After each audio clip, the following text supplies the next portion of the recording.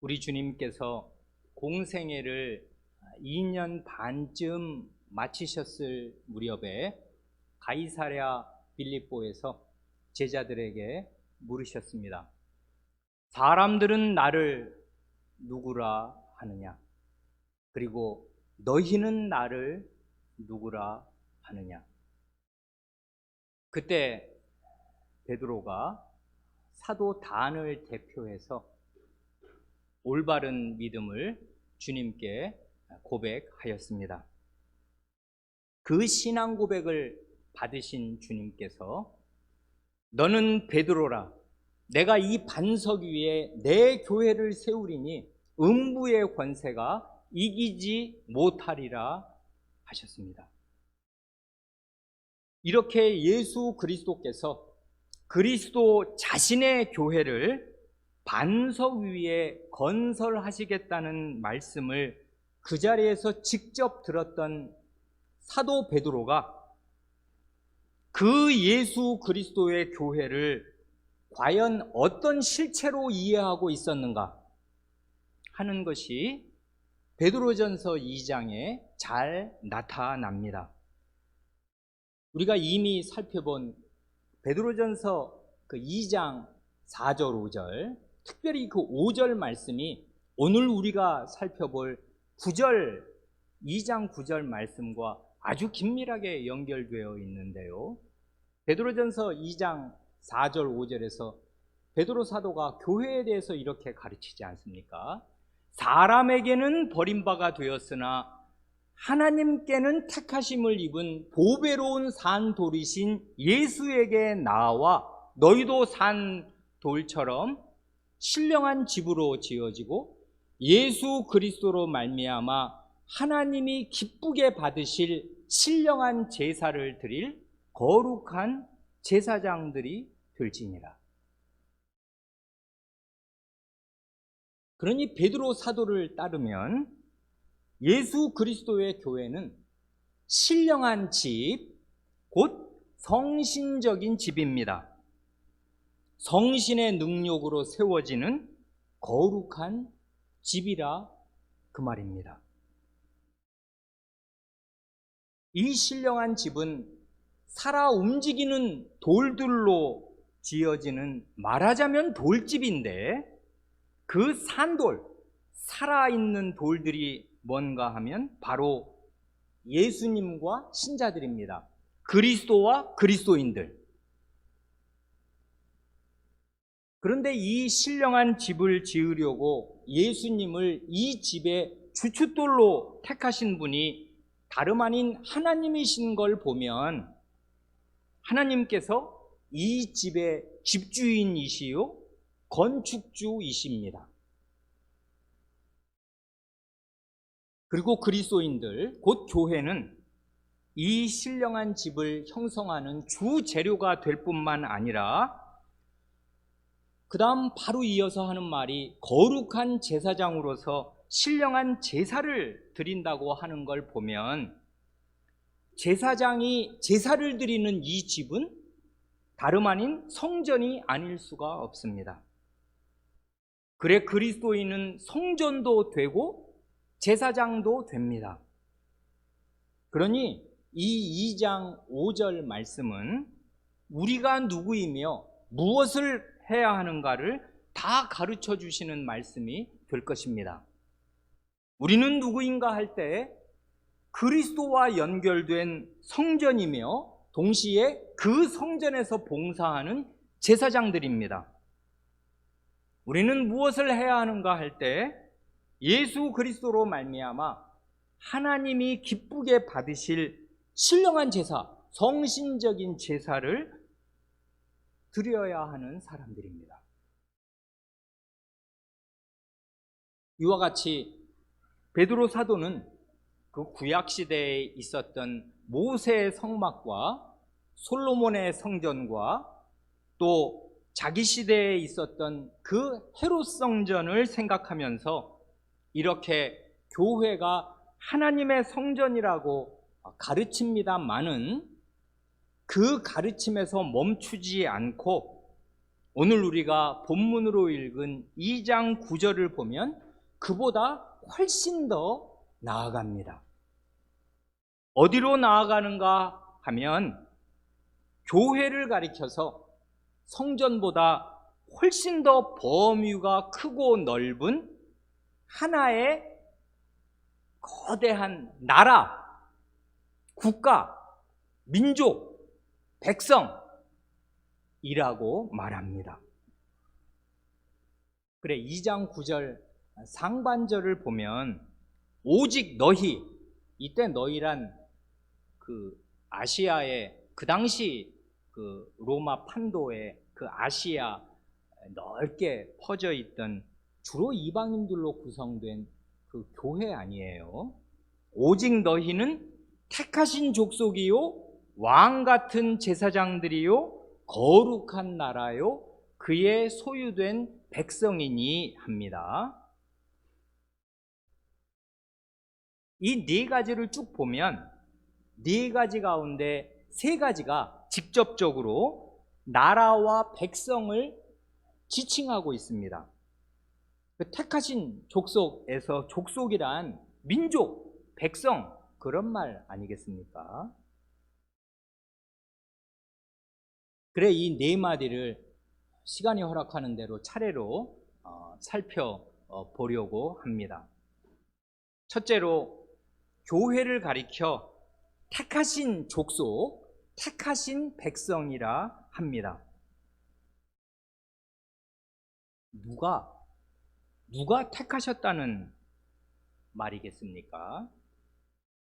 두말할 나위도 없이 하나님께서 선택하셨습니다.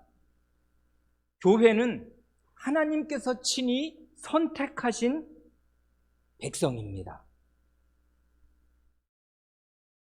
아닌 게 아니라 베드로 사도는 지금 바로 이 편지를 누구에게 쓰고 있는가 할 때 하나님의 선택을 받은 사람들에게 쓰고 있다는 사실을 맨 처음에 이 편지의 머릿말에서 먼저 밝히고 시작했습니다. 베드로전서 1장 1, 2절이 그것 아니겠습니까?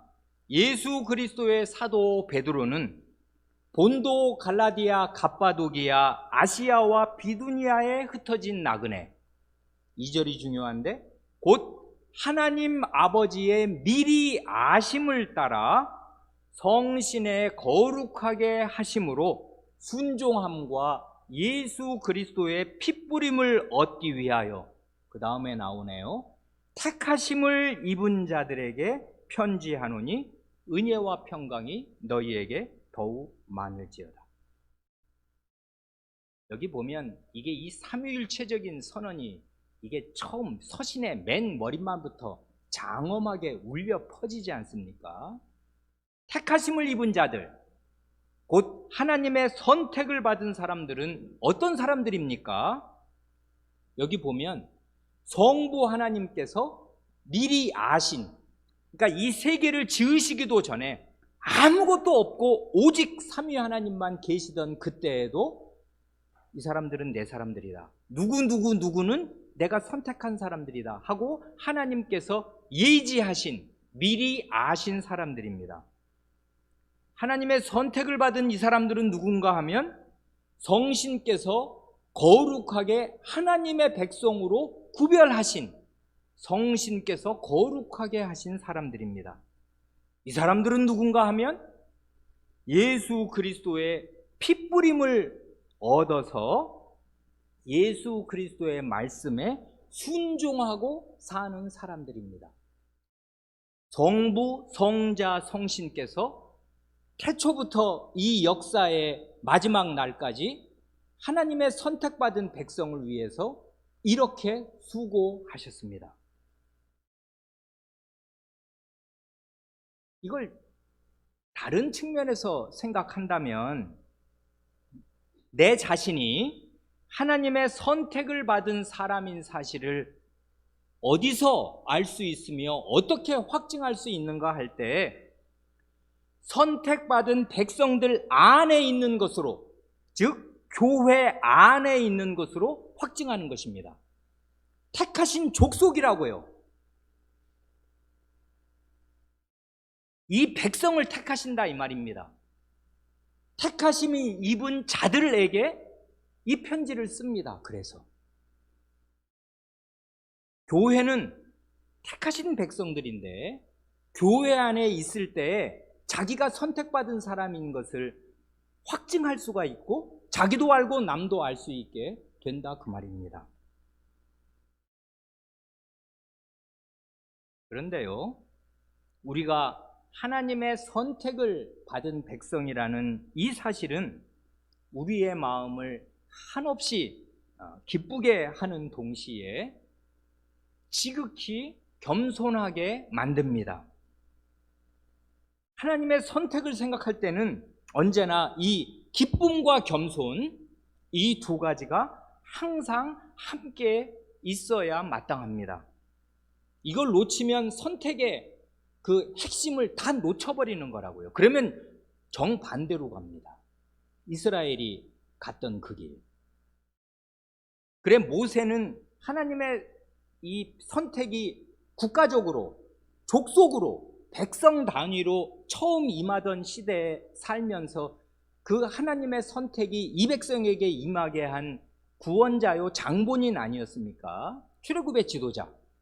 그 모세가 하나님의 이 선택과 관련해서 백성의 마음자리를 이렇게 신명기에서 자기의 유언으로 마지막 자기의 아들 손자뻘 되는 이 백성을 다 모아놓은 자리에서 이렇게 두 번 일깨운 적이 있습니다. 신명기 7장과 신명기 10장 한두 절을 이 하나님의 선택을 받은 사람들의 마음자리를 하나님이 어떻게 기대하시는가, 그걸 성경 말씀을 읽겠습니다. 하나님의 말씀을 들으십시오.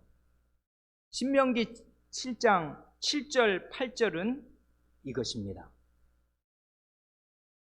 여호와께서 너희를 기뻐하시고 너희를 택하심은 너희가 다른 민족보다 수요가 많은 연고가 아니라 너희는 모든 민족 중에 가장 작으니라, 가장 적으니라.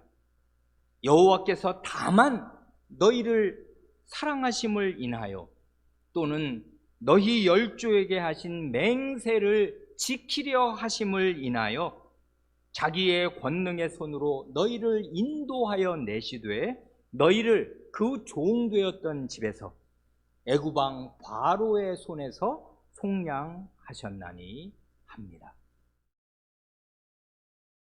이 말씀을 따르면 선택의 원인은 오직 하나님의 사랑이요 언약을 지키시려는 하나님의 신실함, 그것밖에 없습니다.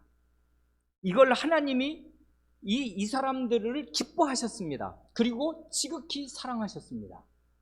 언약의 대상이었으니까요. 이 사람들이 강대국이고 사랑받을 만해서가 아닙니다. 오히려 가장 작은 그야말로 오합지졸 노예민족이었습니다. 그러니 선택을 받은 사람들로서는 자랑할 것이란 아무것도 없고 다만 기이한 기쁨으로 기뻐하며 감사할 뿐입니다. 선택받은 사람들이 어떻게 해야 하는가를 그 다음 신명기 10장 15, 16절에서 좀 더 구체적으로 말합니다. 신명기 10장 15절 이하, 여호와께서 오직 내 열조, 내 아비들을 기뻐하시고 그들을 사랑하사 그 후손 너희를 만민 중에서 택하셨음이 오늘날과 같으니라. 그러므로 너희는 마음에 할례를 행하고 다시는 목을 곧게 하지 말라. 여기 보면 하나님께서 어떤 대상을 참되게 기뻐하시면서 사랑하신다는 것, 그걸 7장에서도 말하고 10장에서도 거듭거듭 말하지 않습니까? 그래 이스라엘의 아비가 되는 그 조상을 기뻐하시고 사랑하셔서 그 후손을 또한 사랑하시고 그 조상에게 하셨던 언약을 신실하게 지키셔서 마침내 택하신 족속, 택하신 백성을 하나님이 창조해 내신 것인데, 이와 같이 선택의 원인이 오직 하나님의 사랑에 있다는 사실을 참되게 깨달은 사람은 특권의식이나 교만한 마음이나 자기 자랑을 다 버리게 됩니다. 마음의 할례를 행해서 완악한 마음과 죄악을 다 잘라내어버리고 목을 곧게 하지 않고 온순한 자세로 하나님의 모든 말씀에 고분고분하게 순종합니다. 이게 선택을 제대로 이해한 사람의 마음과 생활 태도예요. 마음의 할례를 행하고 목을 곧게 하지 않는 것, 그것입니다. 구약의 이스라엘은 분명히 선택받은 족속, 택하신 족속, 선택받은 민족이었습니다마는 이런 모세의 교훈과 정반대로 살아서 결국은 나라가 망하고 바벨론의 포로로 잡혀가게 된 것입니다. 그런데 대단히 인상적인 사실이 그 뒤에 나타납니다. 그렇게 바벨론의 포로가 된 이스라엘을 다시 구원하셔서 회복시켜 주실 것을 약속하실 그때에 하나님께서 내가 선택한 백성이라는 그 택하신 족속, 선택한 백성이라는 말씀을 다시 하신다, 그 말입니다. 그래, 여기 베드로 사도가 말한 이 베드로전서 2장 9절에 택하신 족속이라는 이 말이 어디서 온 것인가 할 때 구약 성경 전체에서 가장 직접적인 구절을 한 구절 꼽으라면 그 구절이 바로 이사야 43장 20절입니다. 오늘 주보와 함께 성도 여러분께 나누어 드린 자료에 들어있지 않습니까? 근데 베드로 사도는 이게 정말 우리나라로 하면 경상도 사나이일 것입니다. 괄괄하고 대범합니다. 그래서 하나님의 말씀을 그 정밀하게 인용하지 않아요. 이분 인용하는 걸 보면 되게 이것저것 섞어서 대강 뜻으로 이렇게 인용하기에 앞으로 인용되는 거의 모든 말씀이 그렇습니다. 구약성경 그걸 외워서 그대로 인용하는 게 아니에요. 그냥 뜻으로 인용하기에 정확한 말을 구약성경에 가서 찾아낸다는 건 대단히 어렵습니다. 그래, 가장 근접한 구절을 찾는다면 하나님의 선택과 백성이라는 말이 붙어있는 구절이 뭐냐면 그게 이사야 43장 20절이다, 그것입니다. 거기 보면 내 백성, 나의 택한 자, 백성이 나오고 택한, 그게 한 구절에 동시에 같이 나오지 않습니까? 택하신 족속, 바로 그거라고요. 이렇게 한 구절에 이 두 가지가 직접 들어간 구절 찾아보십시오. 많은가? 거의 없어요. 이게 아주 뜻깊은데요. 이사야 43장에서 이 말을 끌어왔을 가능성이 아주 높다는 거. 왜 뜻깊은가 하면 출애굽한 이스라엘이 모세를 통해서 우리가 조금 전에 살펴본 신명기의 말씀을 그 모압 평지에서 들었다면은 선택받은 백성은 마음자리가 어때야 하고 어떻게 사는 거다 하는 말씀을 들었다면은 그 말씀을 저버려서 바벨론의 포로가 될 이스라엘이 아직 된 건 아닙니다. 요 이사야 시대에는 이게 나라가 기울어져 가고 완전히 요 모양 요 꼴로 살면 망하게 되어 있는 걸 이사야 예언자는 내다봅니다. 히스기야 때 이러면 하나님 나라는 망한다, 하나님의 백성은 멸망한다, 바벨론이 다 잡아갈 거다 하는 걸 내다보면서 지금 이 말을 한다고요. 잡혀갈 것이고 그러나 회복될 것이다.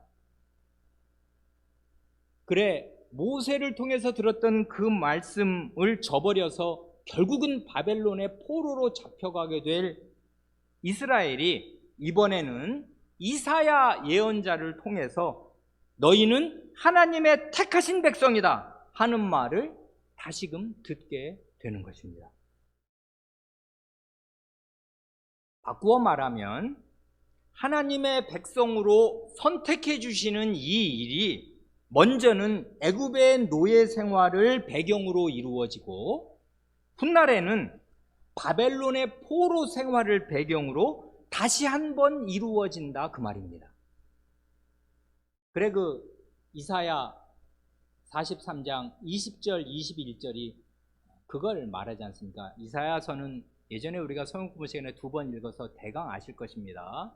크게 66장, 굉장히 구약에서 이례적으로 긴 책인데 두 부분으로 구분하면 1장부터 39장까지는 이제 하나님의 두려운 징계와 심판의 말씀을 하시고 40장부터 끝까지는 심판 가운데에도 임하는 하나님의 구원을 힘차게 선언해서 특별히 이사야 40, 41, 42, 43장은 굉장히 중요한 장이 되지 않습니까? 거기에 하나님의 구원을 보아라 하고 이제 앞으로 장차 임할 두려운 심판과 그 심판을 거쳐 남은 그루터기들이 구원을 받을 때 어떤 기쁨이 있을 것인가를 예언하는 말씀인데 이 43장이 이렇게 노래한단 말입니다. 43장 20절 장차 들짐승 곧 시랑과 타조도 나를 존경할 것은 내가 광야의 물들을 사막의 강들을 내어 그 다음 나오잖아요. 내 백성 나의 택한 자로 마시게 할 것입니다. 이 백성은 내가 나를 위하여 지었나니 나의 찬송을 부르게 하려 합니다. 장차 이 불신과 완악함으로 말미암아 바벨론의 포로로 잡혀가게 될 이스라엘 백성의 처지와 형편이 죽음의 땅인 광야와 사막과 같습니다. 그러나 하나님께서 그 광야와 사막에 강물을 흘려보내셔서 사막에서 강물을 만나면 그게 생명을 얻는 거지 않습니까? 생명줄이란 말입니다. 물은 생명의 물 아니에요. 그래 그 죽음의 땅인 광야와 사막에 강물을 흘려보내셔서 택하신 백성, 택하신 족속을 살리시겠다 약속하시는 문맥에서 택하신 족속이라는 말이 나온다 그 말입니다. 이처럼 하나님께서 구약시대에 애굽과 바벨론을 배경으로 이스라엘 백성에게 선택을 말씀하셨습니다. 베드로 사도는 그 말씀을 인용하면서 바벨론 포로로부터의 선택, 그 말씀을 인용하면서 예수 그리스도로 말미암아 죄악에서 구원받은 교회에게 이 구약 성경의 말씀을 지금 적용하는 것입니다. 너희가 택하신 선택받은 백성이다 이렇게요. 그런데 그리스도의 교회를 자기 백성으로 선택하시는 하나님의 이 선택은 다름 아닌 하나님의 아드님의 피를 바탕으로 이루어진 선택이기에 이 선택은 최종적인 선택이요 궁극적인 선택이며 영원한 선택입니다. 번복되지 않을 것입니다.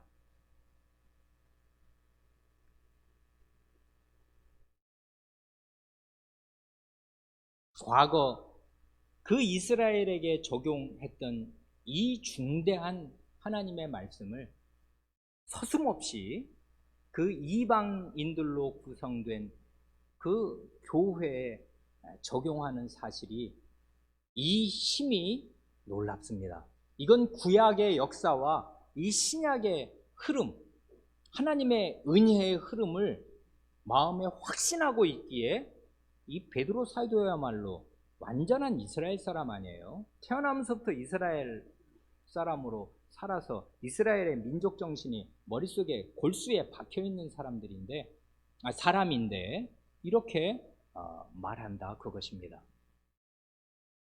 그 다음에 나오는 그 세 가지 말들, 곧 왕 같은 제사장들, 거룩한 나라, 그의 소유된 백성, 이 세 마디는 모두 그 유명한 출애굽기 19장 5절 6절에서 온 것이라는 사실, 애지간한 성도 여러분은 다 아실 것입니다. 그런데요, 그 남은 그 세 단어들 중에 조금 전에 살펴본 첫 번째 택하신 족속, 그 말과 내용상 가장 가까운 말을 고른다면 뭐가 될 것 같습니까? 다 관련이 있겠습니다마는 아마도 이 택하신 백성과 가장 내용상 근접하고 제일 가까운 말을 한마디 고른다면 맨 마지막에 나오는 그의 소유된 백성, 그 말이 될 것입니다. 그래 편의상 그 말을 먼저 살펴보겠습니다.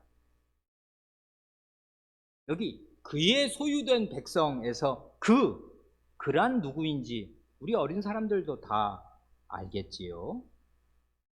그란 물론 하나님을 가리키니까요. 교회는 하나님의 소유가 된 백성이라는 말이겠습니다. 그런데 이 말은 평범한 뜻이 아닙니다. 사실 이 세상에 있는 천지만물 가운데 하나님의 소유가 아닌 것은 단 하나도 없지 않습니까? 그렇기에 그냥 이 말이 모든 것이 다 하나님의 소유인 것처럼 교회도 하나님의 소유다 하는 뜻인가 하면 그 말이 아닙니다. 출애굽기 19장이나 이 베드로전서 2장에서 하려는 말은 그런 당연한 말이 아닙니다.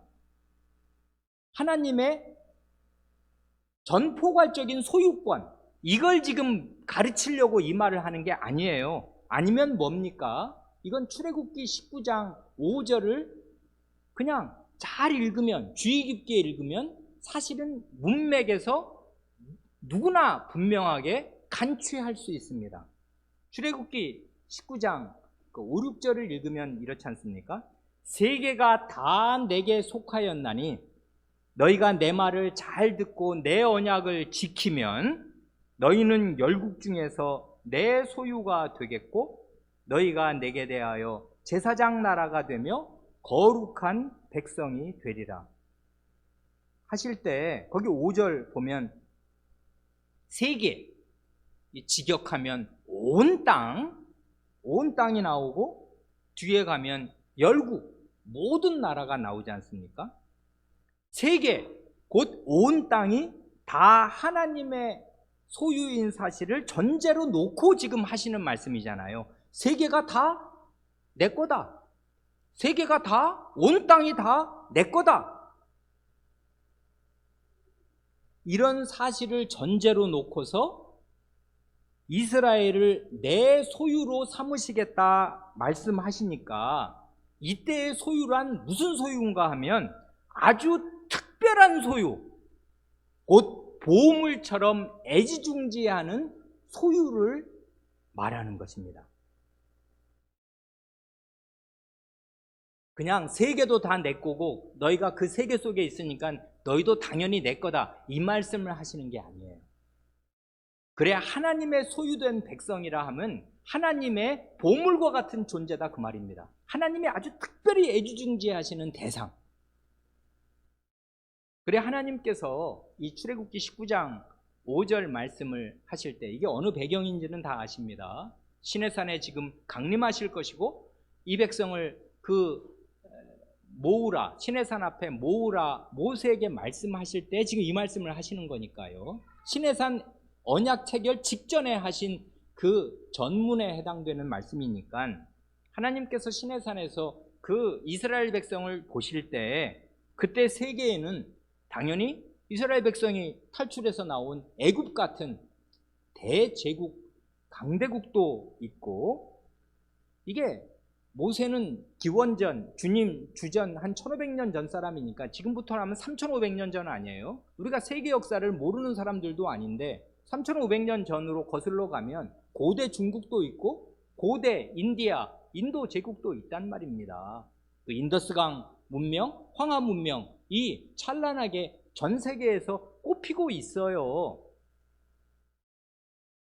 그런 나라들이 다 있습니다만은 하나님께서 노예민족이었던 이스라엘을 자신의 보물 같은 특별한 소유로 여기십니다. 그래 아닌 게 아니라 출애굽기 4장을 보면 모세를 바로에게 처음 보내실 때 이스라엘은 내 아들 내 장자라 하십니다. 이게 바로 특별한 소유라 하는 그 말과 똑같은 뜻 아니에요. 이건 내 아들이다, 내 맏아들이다. 요즘에야 맏아들이 무슨 특권적인 자리에 별로 있지도 않지만 과거는 어디 그랬습니까? 맏아들이면 그게 집안의 기둥이었단 말입니다. 장자 상속권이 유지되는 시대니까요. 이스라엘 백성 전체를 하나님이 맏아들로 애지중지하셨어요.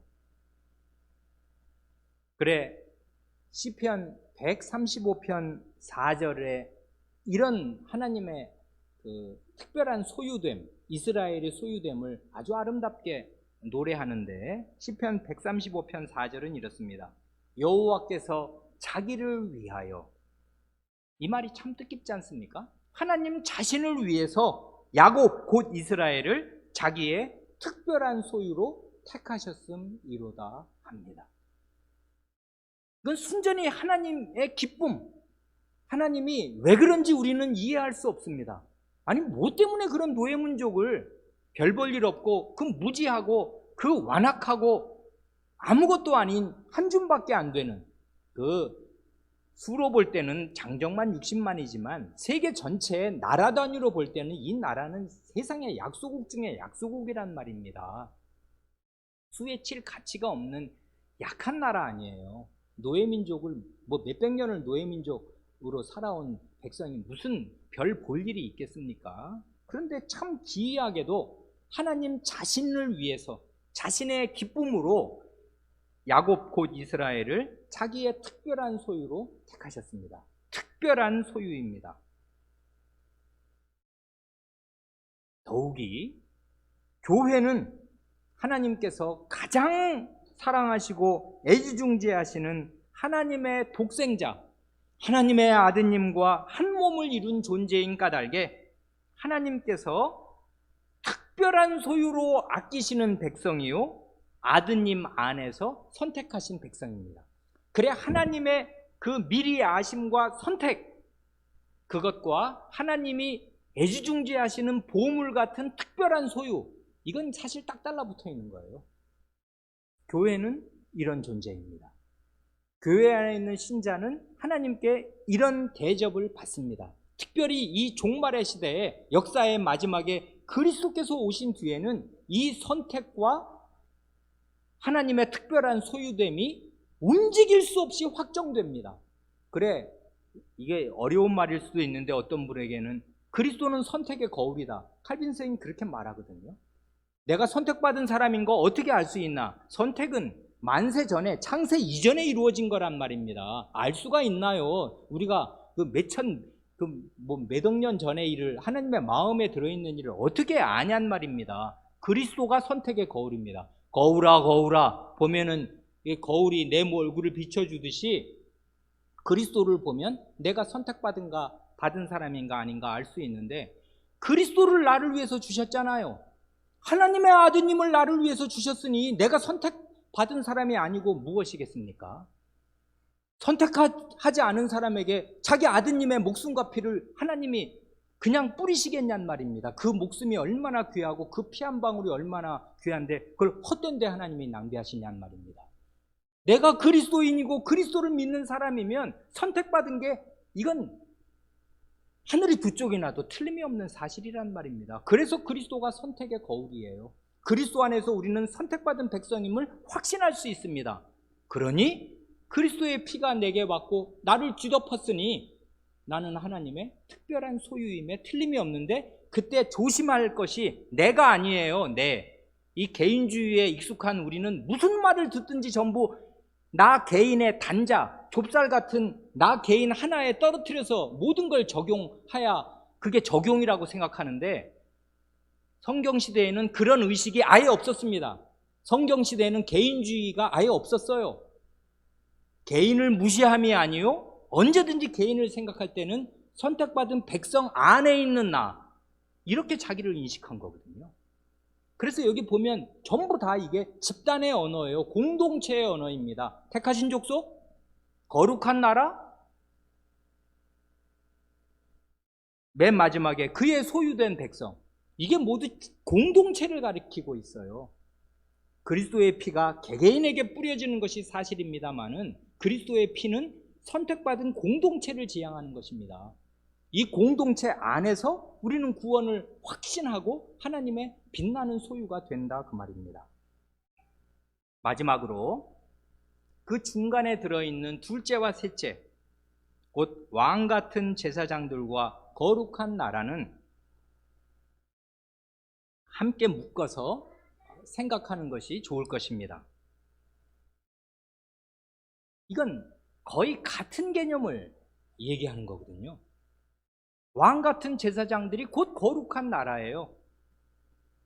왕 같은 제사장들, 이거 그동안 성도 여러분 유명한 구절이어서 그동안 어떻게 이해하셨는지 잘 모르겠습니다. 이 말 그대로 번역해도 문제 없을 것입니다. 왕 같은 제사장들, 이건 왕직과 제사장직의 겸직을 말하는 것 같지 않습니까? 이렇게 이해하고 적용하시고 생각하셔도 무방합니다. 그러나 좀 더 정확히 달리 번역한다면 왕궁의 제사장들, 왕 같은을 왕궁의로 고쳐서 왕궁의 제사장들, 조금만 의역한다면 왕국의 제사장들, 이렇게 번역할 수도 있습니다. 많은 근거를 댈 수 있는데 이건 뭐 성경 공부 시간이 아니니까 한 구절만 말씀드린다면, 여기 왕 같은에 해당되는 완전히 똑같은 단어가 신약 성경에 2번 나오는데, 하나는 여기 베드로전서 2장 9절에 나오고 다른 한 곳은 누가복음 7장 25절에 나옵니다. 똑같은 단어가. 그런데 신약 성경 다른 곳에 딱 한 번 더 나오는 이 단어가 그 구절에서는 왕궁으로 번역되었습니다. 그 말이 딱 맞거든요. 이게 주님의 말씀인데요.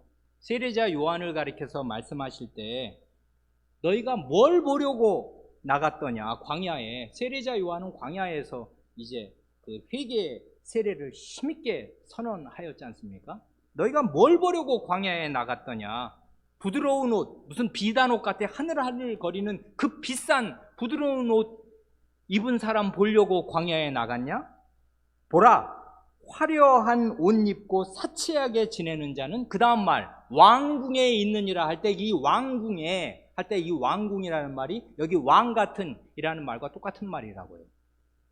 그래, 왕 같은 제사장이라는 말은 왕궁의 제사장이라는 말로 번역하면 좋습니다. 이게 결국은 왕국, 왕궁, 왕의 그 직할 통치 영역을 가리키는 말이에요. 그래, 이게 결국은 이 베드로 사도가 왕 같은 제사장이라고 이렇게 대범하게 인용한 말이 출애굽기 19장으로 가서 보면 제사장 나라, 제사장과 나라를 붙여놨잖아요. 제사장 나라거든요. 제사장 왕국, 그것입니다, 이게. 그러니까 왕궁의 제사장이라고 하든지 제사장 왕국이라고 하든지 제사장 나라라고 하든지 그게 결국 같은 말이라고요. 왕궁의 제사장. 그러니까 여기서 놓치면 안 되는 중요한 게 뭐냐면, 하나님의 나라는 하나님께서 왕으로 계시는 하나님의 왕국인데 그 왕국에 거룩한 제사장들이 있는 것입니다. 제사장들의 임무가 뭔가 하면 하나님의 집이요 하나님의 왕궁인 성전에서 하나님을 섬기는 거, 그게 제사장들이 할 일이잖아요. 제사장은 일반 백성이 절대로 들어갈 수 없는, 이스라엘 백성이라고 다 하나님의 백성이지만 성소에 들어갈 수 있는 사람이 있습니까? 없어요. 제사장 아니면 성소에는 절대로 못 들어가요. 일반 백성은 구약시대 내내 한 번도 본 적이 없는 것입니다. 뭐가 들어있는지는 알지만 실제로 그 휘장을 열고 들어가면 그는 죽습니다. 일반 백성은 성전 뜰, 제단이 있는 곳까지만 나아갈 수가 있어요. 성막 안으로는 못 들어가는데 제사장은 일반 백성이 절대로 들어갈 수 없는 그 성소에 들어가서 우리가 지난주에 잠깐 생각한 대로 향을 피우고 등불을 밝히면서 하나님 가까이에서, 하나님 지근의 거리에서 하나님을 섬깁니다. 그리고 물론 그 전에 성전 뜰의 제단에서 제사를 드려서 그 제물을, 그 기름을 태워서 하늘로 올리면 하나님이 그걸 흠향하시잖아요. 그런 방식으로 하나님을 섬기고, 이 성전 뜰에서도 하나님을 섬기고, 이제 성전 안으로 들어가서 진설병을 진설하고 향을 피우고 등불을 밝히면서 하나님의 집에서 하나님을 섬긴다, 그 말입니다. 그래, 지극히 거룩하신 하나님을 가장 가까이에서 모시고 섬기는 사람들이기에 제사장들은 거룩한 사람들이고 거룩해야 합니다. 그래서 왕궁의 제사장 나라니까 이게 거룩한 나라라고요. 거룩한 백성이고.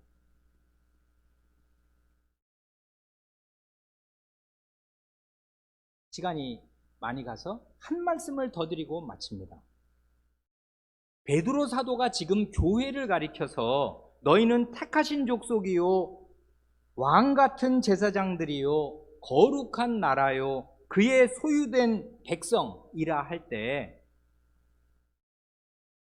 이 네 가지를 관통하는, 놓쳐서는 안 될 핵심, 고갱이, 그게 뭡니까?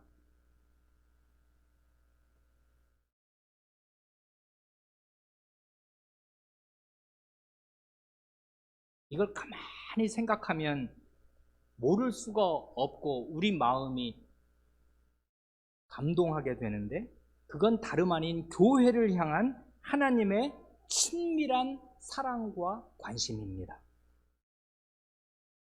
택하신 족속 일하시지 않습니까? 너희는 내가 특별히 선택한 백성들이다. 그의 소유된 백성 일하시지 않습니까?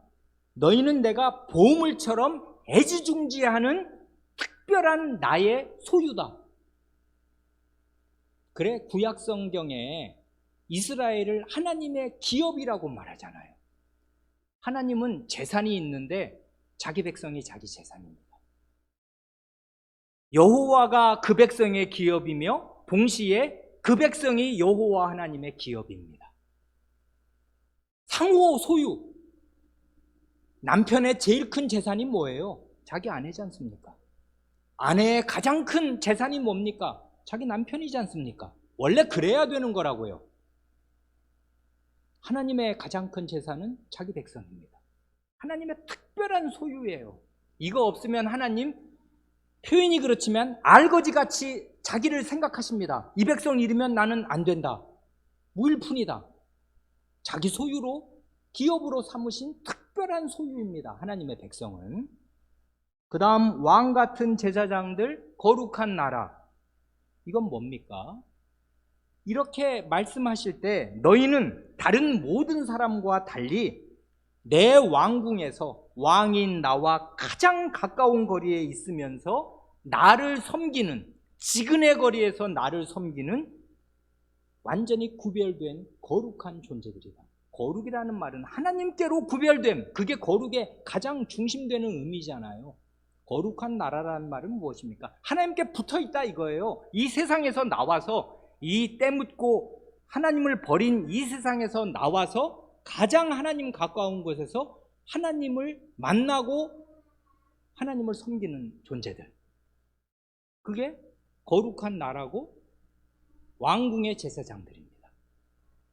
그러니 이 네 가지를 가만히 생각하면 하나님의 교회를 어떻게 가까이 생각하시고 친근하게 여기시면서 아끼시는가 하는 그 하나님의 마음이 그냥 들어있어요. 이게 바벨론 포로를 배경으로 읽든지 출애굽의 신의 산을 배경으로 읽든지 마찬가지입니다. 그러니 우리의 마음은 한없이 기쁘고 한없이 겸비하여집니다. 여기에서 한 발만 비끄러지면 오만방자해지는 것입니다. 이스라엘 백성이 그랬듯이 선택을 오해하고 제사장 나라가 된 것을 오해하면 이방인들을 개처럼 여기거든요. 자기가 굉장히 특권층인 것처럼 생각을 하게 되는데 이건 선택에 대한 완전한 오해에서 비롯된 것 아니겠습니까? 근데 죄인된 인간의 마음이 언제든지 이렇게 돼요. 좋은 교회 다니면 틀림없이 백발백중 아마 10중 8구 마음이 오만방자해집니다. 왜 그러냐 하면 좋은 설교를 많이 듣거든요. 마음이 부풀어 올라요. 그러면 자기가 특권층이라고 생각을 하는 것입니다. 그런 대접을 받아야 마땅한 사람인 것처럼. 아니에요. 이건 하나님의 한없는 은혜인데 그런 하나님의 눈을 똑바로 보면 자기의 추한 모습이 드러나고, 그런데 이런 나를 하나님이 택하시고 사랑하시며 가까이 두시려는 하나님의 은혜에 감사하게 되어서 마음과 생활이 거룩해져야 되는데 이 반대로 가는 사람들이 언제든지 교회 안에 있어요. 그리고 하나님의 구약 백성이 다 그 반대의 길로 가서 망한 것입니다. 그런데 그 망할 걸 내다보는 자리에서 다시금 이 선택의 말씀을 하시는데 베드로 사도는 그 말씀을 따다가 교회에 적용한다, 그것입니다. 그러니 이 말씀을 듣는 교회가 내가 어떤 사람이 되어야 하는가, 그걸 모르겠습니까? 그걸 모르면 이스라엘 백성의 길로 가는 것입니다. 근데 너무나 많은 사람들이 그 길로 갑니다. 기도하시겠습니다.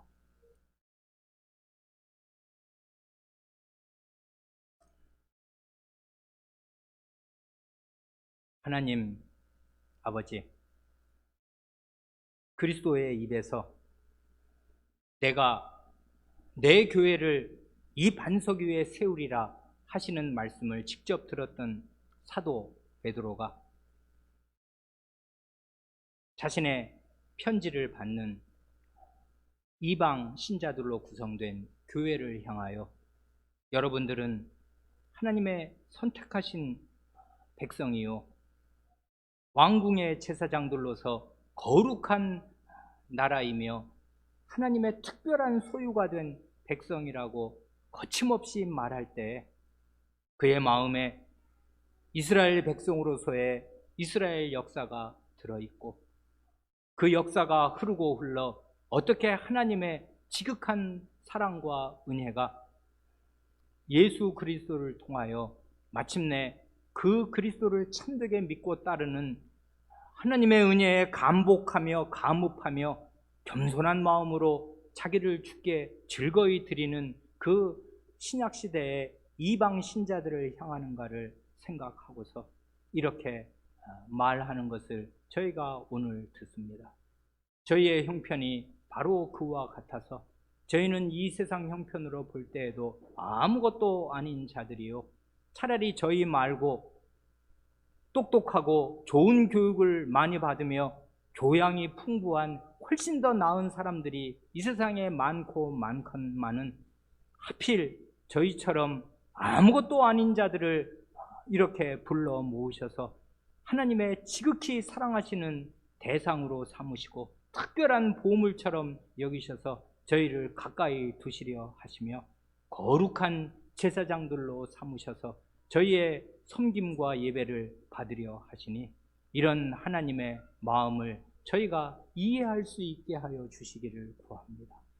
하나님의 은혜가 저희 마음을 적셔서 저희가 어떤 사람이 되어야 할 줄을 알게 하시고 하나님의 말씀이 오라 하시는 그 지향을 따라 저희가 변모될 수 있게 하시며 저희의 신분과 저희의 일상생활이 변화할 수 있게 하여 주시기를 구합니다.